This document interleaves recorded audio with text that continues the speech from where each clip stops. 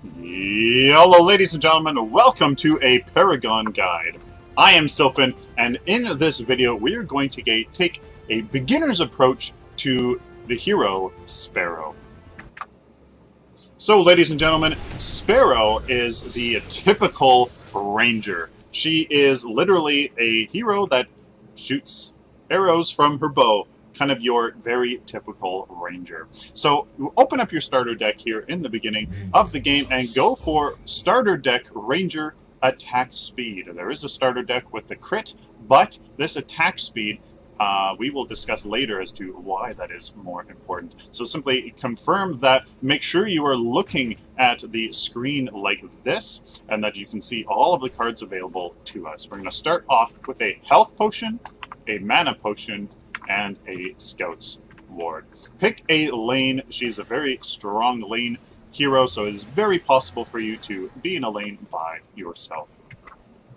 Now, right here in the early game, we get to showcase kind of exactly how strong she can be here in lane. So you have two options here in the beginning. If you have a very easy lane to defend, you can definitely go for your Q ability. Hail of Arrows, you rain down arrows in an area, dealing 20 physical damage over 4 seconds. It's a great AoE ability to really help clear these lanes and get some good damage done. However, if you need some hero damage to kind of combat a good lane push, you should go for your E ability, your passive. Successive hits deal an additional 3 physical damage, stacking up to 10 times. So at the end, you get basically 30 extra damage by attacking the same hero 10 times. So here, now that this Grux has backed away, and it's only this Muriel here in this lane, I am going to go with our Q first. It looks like I didn't really matter that much because we're already level 2, so now we're going with our Q and our E. So your Q looks just like that. You deploy it in an area, and you deal that physical AoE damage. So here, if I do successive attacks on this Grux, you can see that the damage is adding up, and the extra bonus damage that you get from your passive appears as another little damage figure, kind of off to the side. So there you go, you see 32, and then there's another one that you can barely see there, and it's kind of hard to see, and there you go. She's a fantastic lane bully here because of that consecutive damage that you do every time you damage the enemy. Very, very strong. So with this Scout's Ward here, well, I'm going to place it on the Shadow Pad simply because when you deploy a Scout's Ward, it does not become invisible. So by putting it there on the Shadow Pad, it does become invisible. So the very last ability that we are going for is a very interesting ability that you have to charge up. You don't have to actually charge it up, and then it's a very long skill shot. So here we go. As you can see there, I kind of charged it up and then shot it as a very long range on that Grux. It is a piercing arrow that does up to 50 physical damage, 2,500 units away. Max damage is done if charged for 2 seconds. So you can charge it up for 2 seconds and deal that maximum amount of damage, or you can do it as a very kind of quick shot here. So in this early game here, where we're trying to focus on these last hits on these minions, pushing these lanes down, I'm going to focus on our Q ability. It's kind of up to you as to whether you need a little bit more of a hero damage if your lane is really tough, or you have very good ganking allies on your team that are really doing a good job of kind of cleaning the enemy up. So it is up to you. I would suggest the Q for sure. So why did we go with the the attack damage? So here we go. Here is the Grux trying to. There we get pushed off. I'm going to use my Q. Try to harass him. I'm going to use my right click. There we go. Doing all that damage. Looks like he can't decide whether he wants to engage or not. So why did we go for the attack speed deck? Simply because that passive of Sparrow is very, very strong. Consecutive attacks deal 3 times more damage, stacking up 3 additional damage. Sorry, stacking up to 10 times. That is huge. And with attack speed increasing the amount of attacks we can do over the span of time, it's going to really, really kind of gel very well with our passive. That is why we are focusing on attack speed and trying to get just as many arrows as we can into the enemy to build that passive up on the enemy. As you can kind of tell by that, she is a very good... Yeah, there we go. It pierces, her right click pierces through the minions, as you can see, and was able to damage that gadget just a little bit. So yes, we're going to be very good at focusing down a single target with our passive and doing that damage in these team fights. With the 6 card power and level 5 and the lane pushed all the way up to their tower, we're going to go back and spend our first points. So here in the early game, vision is key. People will be rotating, trying to get picks, trying to kill you, so getting a ward is very, very important. This is an upgraded version, so simply replace your Scout's Ward with this Brawler's Ward, and use that 4-card power for the, nope, not that one, for the Mana and Strike, so we can use all of that power as much as possible. Why do we get those special wards from the Brawler's Ward? Simply because these go invisible wherever you place them. You can place them in the middle of a lane and they will turn invisible. Plus, you get 2 charges. As you can see down in the bottom left-hand side of your screen, you can see that we have 2 charges of them, giving us more opportunity to get vision across the map. When you are placing these wards, I would suggest putting them right here in the middle between these 2 kind of sides of the cliff here. Now, some people do suggest you go right in here and put one kind of right up there. That certainly does give you much more advanced warning if the enemy is rotating through their jungle. However, some junglers will even dip into your side of the jungle to get a good gank on you. So this provides vision of both sides of the map here if the enemy is doing any very tricky business. With our level 6 here, I actually chose to get our E and our Q to level ground, simply because we're still in a bit of a laning phase as well, and I want that Q to do a good amount of damage and really kind of provide some good lane clear, but also with this E, I want it to just do some good damage here when we are here fighting these enemies. So there is a very long, can I get that Sevarog? I do hit him, but it wasn't enough. As you can see, your right click is a very good long-range poke ability that you can either use to get some good damage off on the enemy, or you can use it to snipe enemies that are low health and are trying to get away. As you can see, these last hits are very important because they give us 3 times as much card power than otherwise would have gotten. So very important that we focus on that. There's that. I'm going to put the Q, trying to put it behind this gadget so that she has to walk through a majority of the damage, but it looks like we're able to just get it on the lane minions there. So this gadget is doing a very good job of poking me down. Very, very annoying. And as you can see, the arrow does go through terrain, kind of oddly enough. So it is kind of a interesting ability you can use right through terrain if needed. Something I need to personally work on, and I suggest that you work on that as well, is constantly using your right click.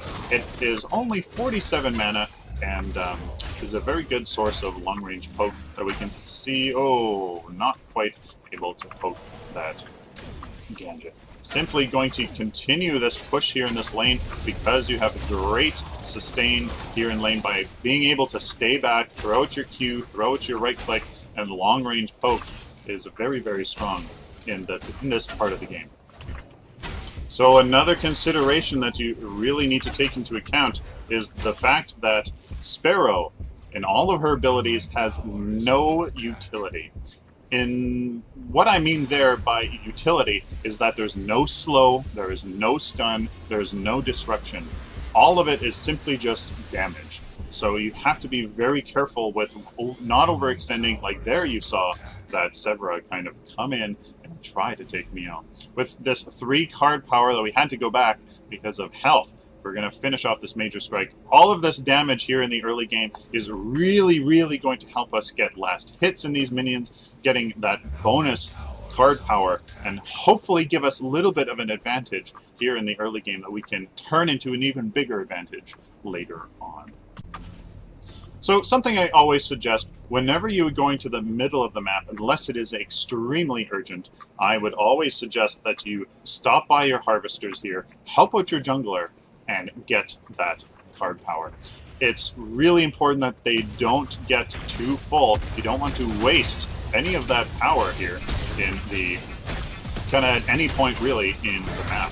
So I haven't talked about her ultimate simply because I haven't gotten a chance to use it, but looks like we might get a chance here very soon here if I don't overextend too much. This gadget will be caught there in that howitzer ultimate.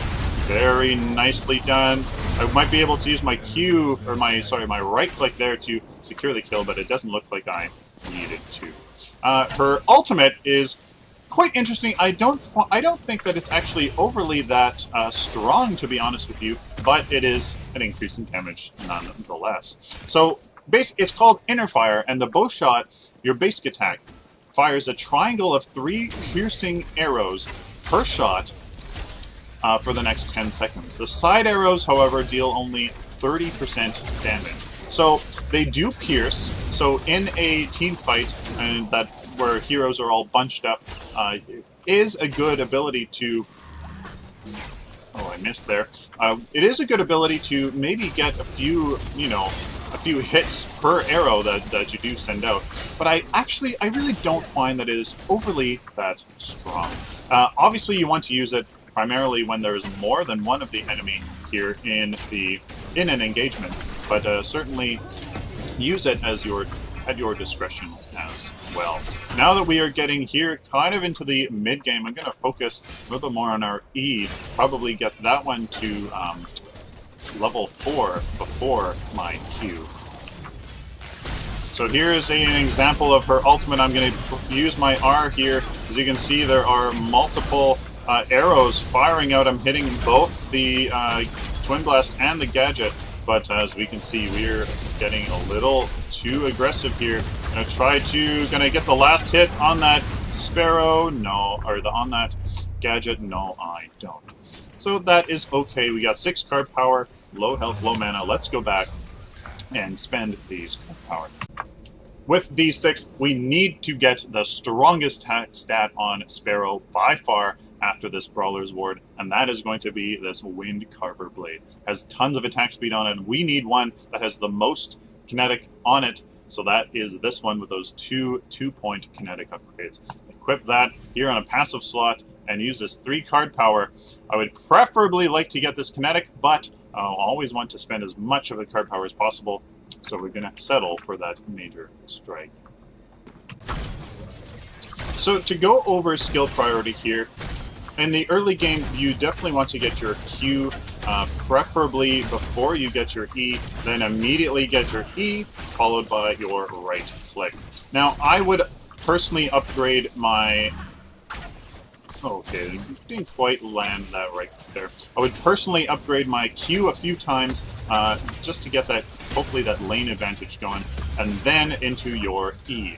Always, however, upgrade your ultimate before anything else when possible. There's only certain levels that you can upgrade it, so always do your ultimate before anything else. So we got 6 card power after being in a team fight a little too aggressive and was taken down. For 6 card power, able to get 4 kinetic points here. That is a lot of attack speed that we're going to have. Very, very, very powerful Sparrow. Remember that this attack speed enhances your E, your passive. The more you attack a player, the more damage is going to add up to your basic attacks. That damage is just going to skyrocket with the more kinetic upgrades you can get.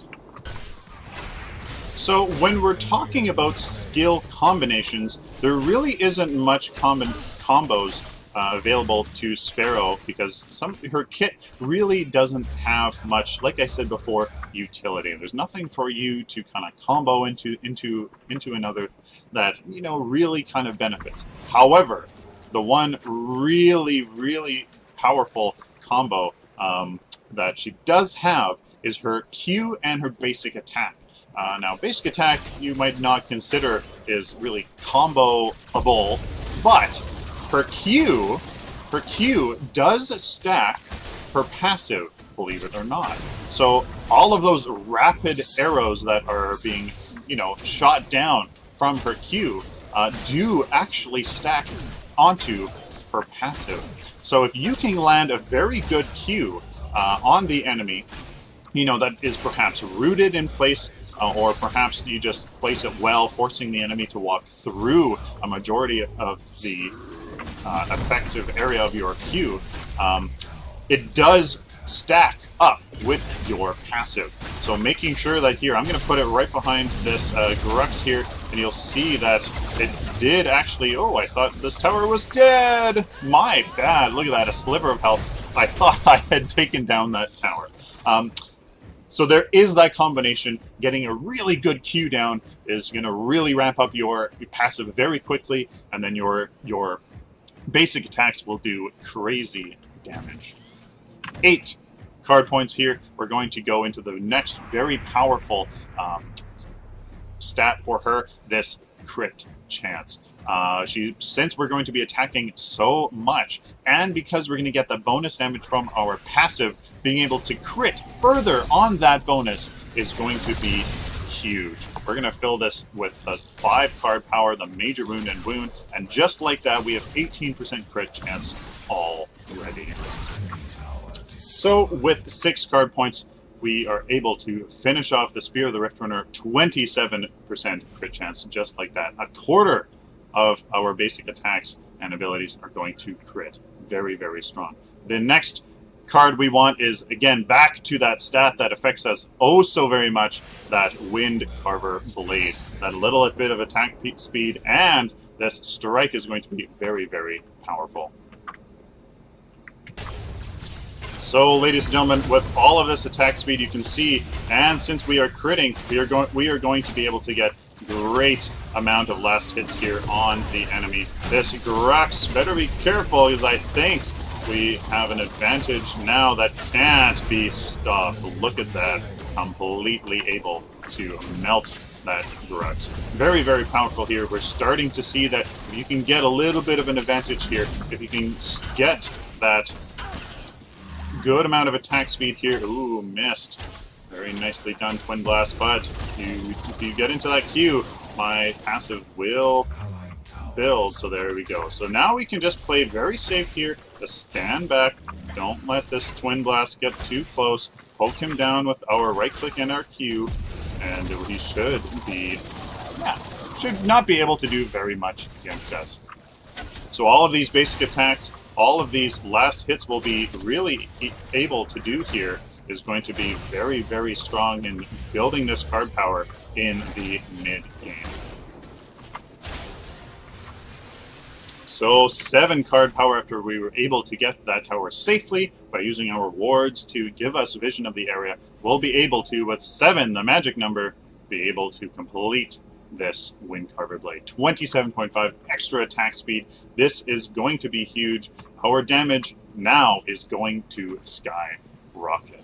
At this part, we are entering the early late game, the late mid game, and this is when a carry like Sparrow is really going to shine.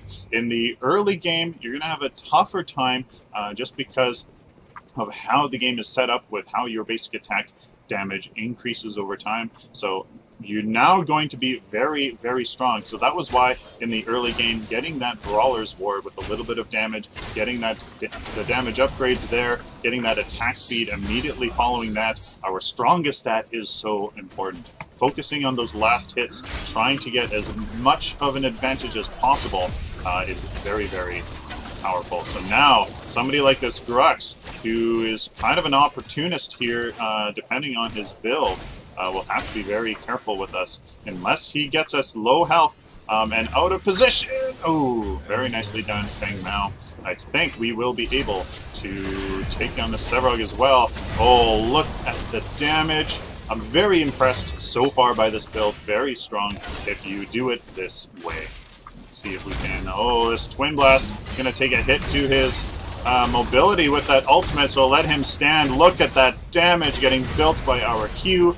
Very, very strong. So with that poke potential with our Q and our right click, we are able to play it very safe and then engage a little bit more when their opportunity arises. As you can see, kind of, you know, rocking back and forth in your lane position is very, very strong. In the early game, that is what I recommend at all points, is what I recommend. Sitting back, you know, attacking the minions and then rocking forward to when you're in range of the enemy heroes, and then you do some damage, and then you fall back to do some, you know, more damage to the minions. Definitely what I recommend here. Look at all of this damage. We'll definitely be able to do that to this tower. I'm gonna rock forward, put down my Q, rock back, and get out of that tower damage, just because Q did get that aggro. Ooh, great pull by this Grux, although he doesn't stand a chance. Look at this damage. As long as we are able to get those basic attacks off on the enemy, it is disastrous. Very, very strong. Sparrow is somebody you definitely want to focus if there is one on the enemy team, because if you let her build that passive too much, you are in trouble. This looks like a great opportunity for our ultimate, because there's so many people around, and look at that, I'm not even really aiming at that Sevrog, and I'm able to do that damage. Look at all this. Can I finish him off with a right click? No. Very clutch shield there by that Muriel, and I am a very juicy target right now, being so low health and very, very squishy, and it looks like that sealed that Muriel's fate. 6 card power already, able to go into our next card here, and this one is really up to you. So this Amulet of the Veteran, the last 3 cards we are getting are this Amulet of Veteran, Adamant's Edge, and the Blade of Agora.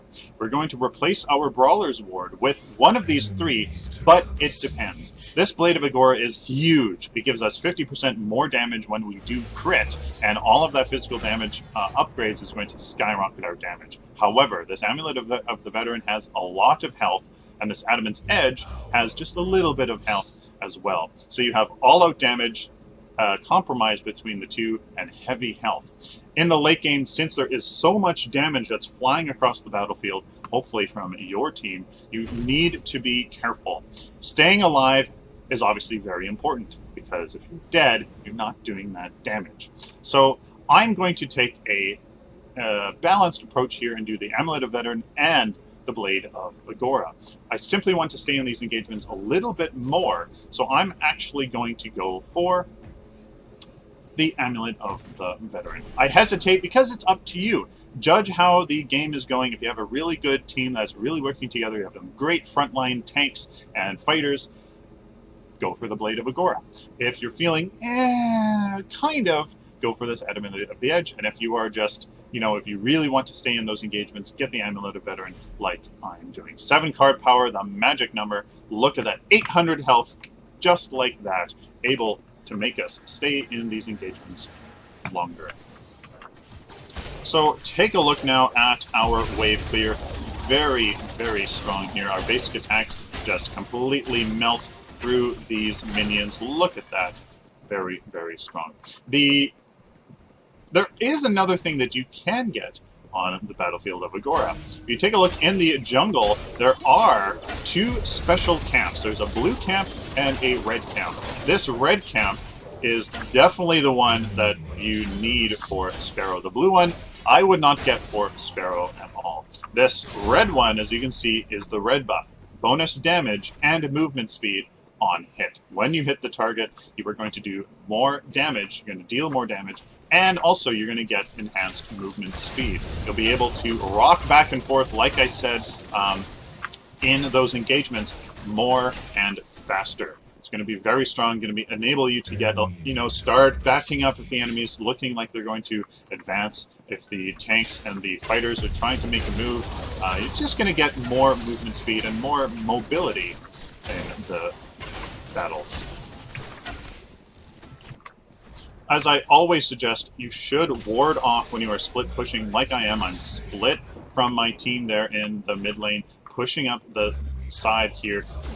Put down a ward inside the enemy base so that you have vision, so you have some kind of warning to when the enemy is coming. I'm going to be able to completely melt this tower, get that last hit bonus that exists when you last hit a tower, and we're going to be able to retreat here as the enemy is surely going to come and try to kill us. As you can see, we've been able to use that advantage and just snowball right into the end game. We already have 6 card points, and we're going to be able to get this Blade of Agora and replace our health potion. Now, that 50% crit bonus is going to be huge, and we need to simply fill up, use our card points, Major Strike and Minor Strike, and how much physical damage? 197. If you are over 200 here in the late game, that is a lot of damage. I would say 175 and up, definitely around the kind of plus 175, 200-ish area, you have a lot of damage. Should definitely mention, however, that damage has been nerfed here in Paragon. Cards used to have, you can see, where is it? So they have 6.5 base damage per card. They used to have 7.5. So pure damage builds have been nerfed a little bit, and including just some tweaks with character stats and class stats. They have been changed, so it is a little bit nerfed. So trying to take a more balanced approach, like I did with that Amulet of the Veteran, is definitely recommended, and it is more of how the game is kind of. It's more the direction of where the game is going than pure damage.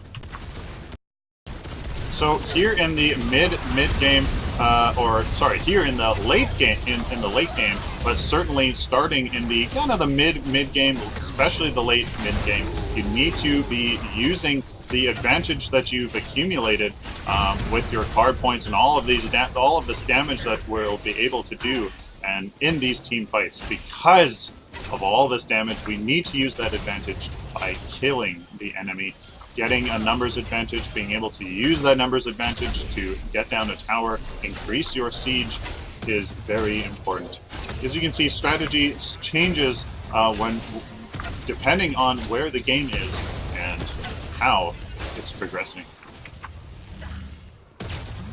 Oh, very, very close there. I wanted to showcase what that right click is really, really good for, getting those last hits right on the enemy as they are retreating. Very, very clutch plays indeed. So we're able, with that 800 health, to stay in these engagements just a little bit more, trying to harass this Muriel. Oh, not enough there to secure the kill. 800 more health, as you can see. If we didn't have that, we would be very much forced to retreat right about now. Let's see if I can. Oh, very, very close indeed. So that health, as you can see, is very, very important. Getting the Adamant's Edge for that extra 100 health is now looking to be a little less appetizing than it was before. I would prefer that Adamant's Edge to have maybe one more health upgrade on it to make it a little bit more balanced, because it does have a physical damage upgrade bonus. But we have to work with what is given to us here in... Oh, very, very close. I am being very aggressive, ladies and gentlemen. Definitely don't recommend that you do this as much. Oh, did manage to hit that gadget. But the right-click damage is definitely falling off here. Your basic attack is much, much more important. If I could only, you know, be accurate here and actually hit the enemy team. So a very good hero to learn how to land your ranged basic attacks for sure. It's a pretty easy basic attack to land. As you can see, it's pretty instantaneous, a very fast travel speed. I'm trying to... Oh, very close. Is my Q? No, it doesn't. It's not able to secure that kill there. And we'll be forced to return here because we need some help to continue this siege. 3 card points, Major Strike completes the build. There you guys have it. That is, I think, the best way to utilize this starter build. The suggested way isn't bad, but this, as you can see, just snowballs very, very well in the mid and late games. So now that we are definitely in the late mid game here, our damage has skyrocketed with that fully upgraded Blade of Agora. The right click is dealing some more damage here. I was not charging it up fully. So when you do charge it up fully, it does seem to have deal quite a considerable amount of damage. So let's see, fully charged. You can see that her bow arrow or her bow string kind of does a little hitch kind of right when she's finished. So that is kind of the cue to know that you are done charging it up. So let's see if we can click. There you go. It's a very kind of slight click here. This gadget's Q is very, very annoying here. So trying to look at this damage as Gruux, trying to decide whether he wants to go up or back. Yes, I'm able to get out of that. And look at that damage. They're trying to see if it's worth ganking me here. But with that Muriel coming in, that's definitely going to be a case. So definitely a very squishy character, ladies and gentlemen. Sparrow is not the strongest on the planet. Is pretty squishy, so you have to be very careful. I can't imagine not having the 800 health here in the late game. If you did not have that, we would have 1500 health. That would be absolutely crazy. So definitely suggest now that now that we are here in the late game playing, definitely suggest getting that Adamant's Edge. Sorry, not the Adamant's Edge, the Amulet of the Veteran. Yeah. Alrighty, my steel chose to engage on a 4v2. So we're just gonna try to see what we can do here. Throwing out my abilities there. Can I pick off that Sevarog? Yes, I can. Looks like this steel is doing a fairly good job though of... Oh, okay, so a 2 for 1 there on a 4v2 or a 2v4 here. I'm going to have to be careful here and just back up and regroup with my teammates over there on the left wing. Alright, ladies and gentlemen, now that we are finally all the way, I need help. Where's my team? Yeah, so team did not back me up here. Will I be able to get the Sevarog, though? No. So now this gadget's going after me, but looks like the 4 is done for. Very strong, ladies and gentlemen. That basic attack is insane here in the late game. Getting that very important attack speed so that we can build up our... Oh, finish it off here. Yeah. Getting that attack speed so that we can use more of our basic attacks to further build up that passive is very strong. Getting a little bit of crit there on that one Spear of the Rift Hunter is absolutely crazy. That 28% crit chance is just enough for you to really get a good bonus from that crit. So, like always, we started with the Brawler's Ward. That vision is a lifesaver. It saves you from the enemy team, especially in the mid, or especially in the early and mid game. You don't want to give the advantage to the enemy team by dying from a gank. Just keep that vision very, very important. We went next into this Wind Carver Blade with all of those 2 kinetic upgrades, because that is very, very important. That skyrockets for damage for sure. Next we went with the Spear of the Rift Hunter for that very important crit, very powerful. Again, we went back to that attack speed just because it is our most important stat. And then with the Amulet of the Veteran on Sparrow, she is very, very squishy. I would definitely recommend going for that. And then the Blade of Agora for that crit bonus, or the Adamant's Edge for that 100 extra health. What a build! I'm always surprised by these starter builds on exactly how powerful they are. There's nothing special, there's no physical penetration to help deal with armor on tanks or on other characters, there's no regen, there's no unique actives or passives from cards. It's simple, it helps you learn the key fundamentals of this game, which are landing those basic attacks, getting those last hits in the early game, using wards to create that vision, that map awareness, and just really, it's a really great build for starters. So there you guys have it. Please like the video if you liked it, dislike it if you disliked it. Leave a comment down below if you disliked it, why you disliked it. Maybe there is something that I can improve. Please subscribe, even if this helped you just a little bit, or you simply enjoyed the video. I want to be able to do it again for you in the future. So like always, until next time, take care.